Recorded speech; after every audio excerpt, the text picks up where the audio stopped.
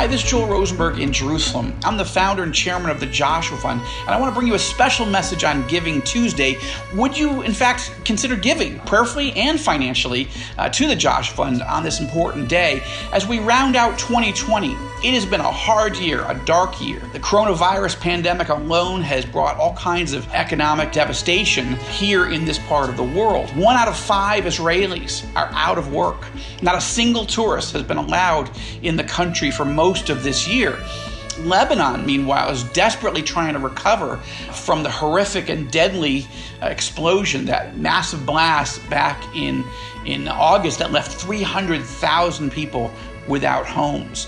Fear and confusion are growing throughout the region, and I find myself regularly asked by pastors, by lay people, but also by journalists, the New York Times and others, does any of this coronavirus pandemic have anything to do with Bible prophecy and with the possibility that we're living in the last days? And for me, the answer is no question, yes. I've been studying these issues carefully and consulting with theologians and seminary professors whose expertise I trust. And after all, the Joshua Fund seeks to equip and educate the church around the world as to what is happening, what does the Bible prophecy say about Israel and her neighbors and the nations as we head deeper into the last days. There's no doubt in my mind that we are going through what Jesus spoke of in Luke chapter 21 as the birth pangs. Jesus spoke specifically about pestilence, about pandemics, about diseases being one of those birth pangs, along with wars and rumors of wars and other signs as we get closer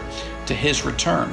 Now, we don't know when Christ will come back, but we do know that we have an urgency, a sense of the importance of obeying Christ's commands at this specific moment. Now is the time for the church in Israel, in the Arab world, around Israel, to be engaged in loving Jewish people, Arab people, fulfilling the Great Commission, making sure that everyone has at least heard the gospel of Jesus, the Messiah, and have a chance to say yes or no. That the church would be engaged actively in caring for the poor and the needy, widows and orphans, survivors of war and terror, refugees. This is the role of the church.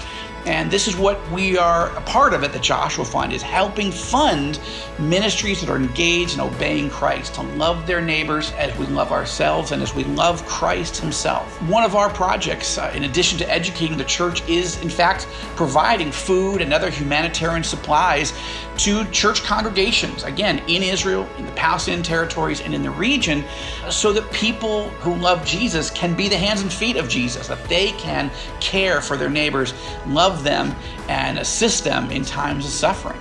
It's an honor to serve those in need, to serve the church. That's what the Joshua Fund does. And would you consider making a financial gift here on Giving Tuesday so that we can help equip and fund the church so it can do the work that Christ has called us to?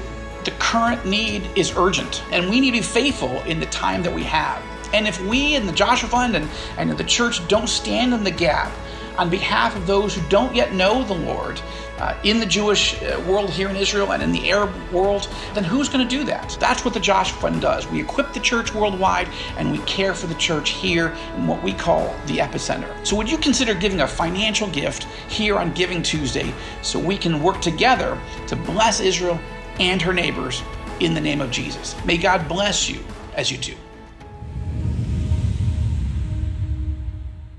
Subscribe to our videos by clicking the subscribe button. You'll find some videos that we've chosen specifically for you. And if this is a ministry that you'd like to support financially, just make a tax-deductible donation by clicking here to visit our giving page. Thank you. We look forward to partnering with you to bless Israel and her neighbors in the name of Jesus.